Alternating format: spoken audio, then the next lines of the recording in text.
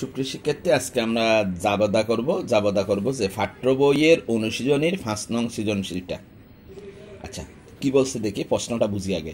Messrs alpha ট্রেডার্সের 2017 সালের 1 জানুয়ারি তারিখের সম্পদ ও দায় দেনার পরিমাণ নিম্নরূপ। মানে আলফা ট্রেডার্স নামে একটা ব্যবসা প্রতিষ্ঠান, সেই ব্যবসা প্রতিষ্ঠানে 2017 সালের বছরের শুরুতে জানুয়ারির 1 তারিখ কী সম্পদ ছিল, কী দায় ছিল, সেগুলোর হিসাব দিচ্ছে।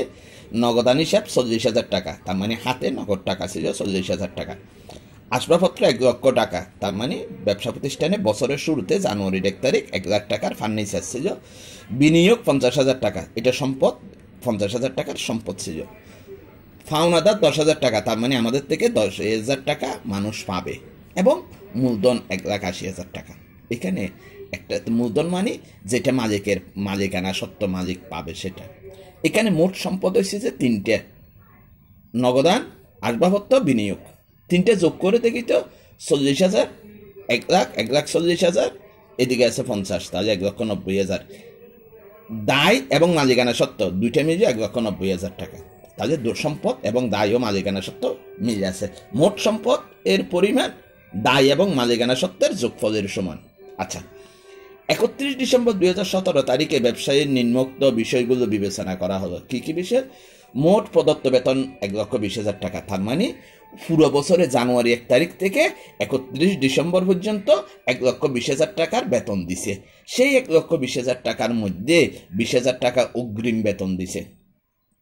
তাহলে আমরা আয় বিবরণী যখন করব, শুধু এই অগ্রিম বা বকেয়া থাকলে সেগুলো বাদ যাবে, কারণ পুরো 1 বছরের মধ্যে যত টাকাটা এই প্রতিষ্ঠানের জন্য ব্যবহার করা হয়েছে সেটাই অ্যাডজাস্ট করব। আচ্ছা, ভাড়া প্রদান করা হয়েছে 50,000 টাকা, 50,000 টাকার ভাড়া দিছে, যার মধ্যে 10,000 টাকা বকেয়া। তাহলে আরও 10,000 টাকা এখনও বকেয়া রয়েছে। 50,000 দিছে, 10,000 টাকা বকেয়া রয়েছে, তার মানে এই বছরে 60,000 দেওয়ার কথা। এবার 3 নাম্বার বছর বিনিয়োগের প্রাপ্য সুদের পরিমাণ 5,000 টাকা। প্রাপ্য শব্দের অর্থ বকেয়া, মনে রাখবা, প্রাপ্য শব্দের অর্থ বকেয়া। বিনিয়োগের প্রাপ্য সুদের পরিমাণ 5,000 টাকা, তার মানে বিনিয়োগের বকেয়া সুদের পরিমাণ 5,000 টাকা।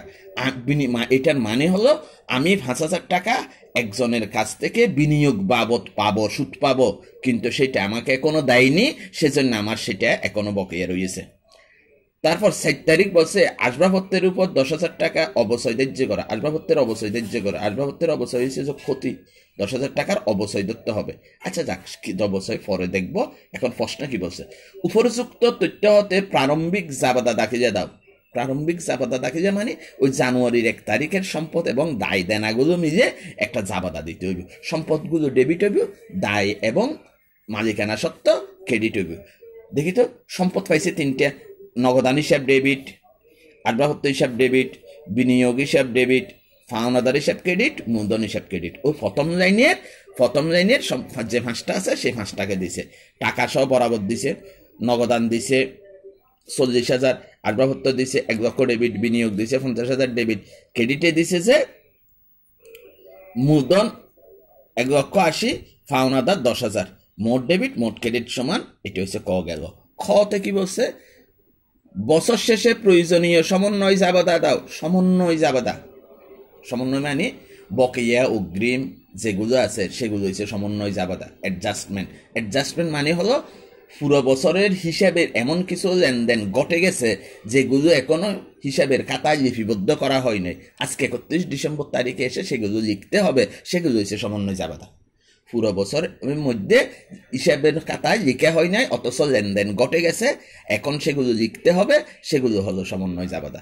তাহলে 1 তারিখ মোট বেতন দিছে 1,20,000, যার মধ্যে 20,000 টাকা অগ্রিম। এই অগ্রিমটা হচ্ছে সমন্বয় জাবাদা। 20,000 টাকা যেটা অগ্রিম দিছে সেটা সমন্বয় জায়গা। 20,000 টাকা অগ্রিম দিছে যে সেটা জাবাদা হয়েছে অগ্রিম বেতন হিসাব ডেবিট, বেতন হিসাব ক্রেডিট। বেতন খরচ, এখন বেতন হিসাব ক্রেডিট করতেছি, তাহলে বেতন 1,20,000 টাকা থেকে 20,000 মাইনাস হচ্ছে। অগ্রিম বেতন সম্পদ ডেবিট হবে। দেখি তো, অগ্রিম বেতন হিসাব ডেবিট, বেতন হিসাব ক্রেডিট, টাকা 20,000। তাহলে প্রথম জাবাদাটা হয়েছে অগ্রিম বেতন ডেবিট, বেতন ক্রেডিট। অগ্রিম বেতন সমন্বিত হলো, অগ্রিম বেতন সমন্বয় করছে। 2 নম্বর বলছে ভাড়া প্রদান করা হয়েছে 50,000 টাকা, 10,000 টাকা বকেয়া। এই 10,000 টাকার বকেয়াটা হয়েছে সমন্বয় জাবাদা। তাহলে ভাড়া হয়েছে খরচের বকেয়া হয়েছে দায়। তাহলে বকেয়া ভাড়া হবে ক্রেডিট, দায় ক্রেডিট হয়েছে যে বকেয়া ভাড়া ক্রেডিট, ডেবিট হইব ভাড়া হিসাব খরচ। দেখি তো, ভাড়া হিসাব ডেবিট, বকেয়া ভাড়া ক্রেডিট। সবসময় ডেবিট আগে লিখবো, ক্রেডিট পরে লিখবো। ভাড়া হিসাব ডেবিট, বকেয়া ভাড়া ক্রেডিট। টাকা কত? যতটুকু বকেয়া ততটুক, 10,000 টাকা বকেয়া 10,000। তাই যে ভাড়া হিসাব ডেবিট, বকেয়া ভাড়া ক্রেডিট 10,000। আচ্ছা, তারপর বিনিয়োগের প্রাপ্য সুদের পরিমাণ 1,000 টাকা, বিনিয়োগের বকেয়া সুদ 5,000 টাকা। তাই যে বিনিয়োগের সুদ হয়েছে আই, আই হয়েছে যে ডেবিট, কিন্তু বিনিয়োগের আই হয়েছে ক্রেডিট, বিনিয়োগের বকেয়া সুদ সেটা হয়েছে সম্পদ, সম্পদ হয়েছে যে ডেবিট। বিনিয়োগের বকেয়া সুদ ডেবিট, বিনিয়োগের সুদ হিসাব ক্রেডিট। এখানে দেখো বিনিয়োগের বকেয়া সুদ হিসাব ডেবিট, বিনিয়োগের সুদ হিসাব ক্রেডিট। এখানে বকেয়া না লিখে প্রাপ্য লিখছে। বিনিয়োগের বকেয়া সুদ হিসাব ডেবিট, বিনিয়োগ হিসাব ক্রেডিট। টাকা হয়েছে ওই যতটুকু বকেয়া রয়েছে 5,000 টাকা, সেই 5,000 টাকা। 7 তারিখ বলছে আসবাবপত্রের উপর 10,000 টাকার অবশ্যই ধার্য করা, আসবাবপত্রের অবশ্যই দিচ্ছি 10,000 টাকা।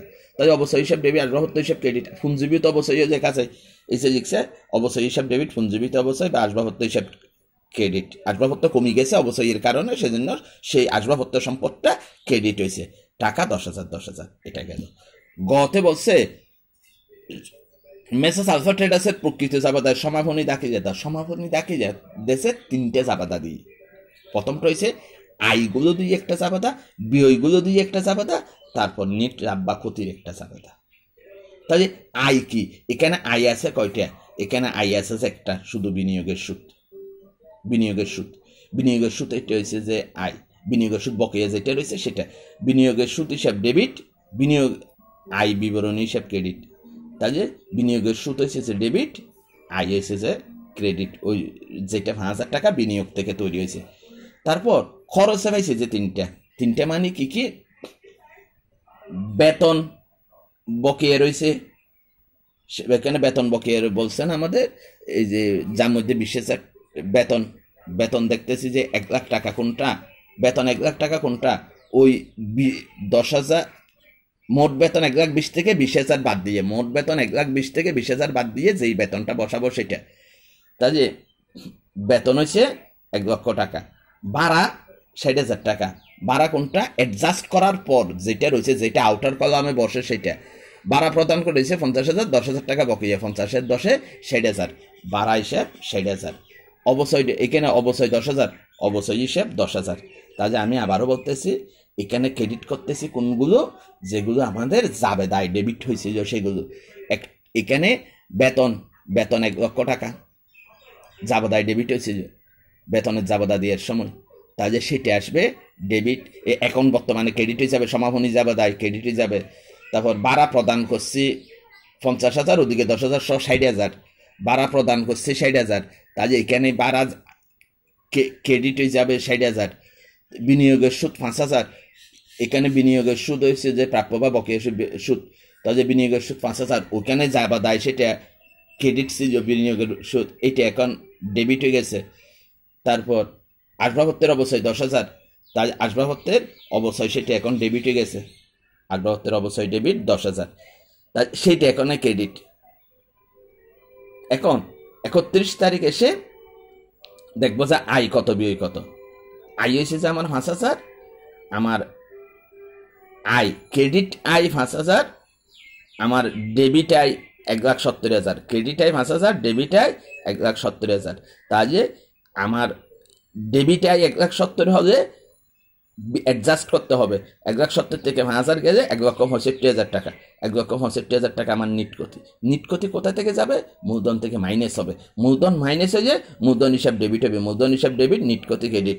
টাকা 1,65,000। 1,65,000 করতে গেলেও এই যে এটাকে হিসাব করে, ডেবিট 1,70,000, ক্রেডিট 5,000, আয় হয়েছে 5,000। তাহলে 1,70,000 থেকে 5,000 গেলে 1,65,000।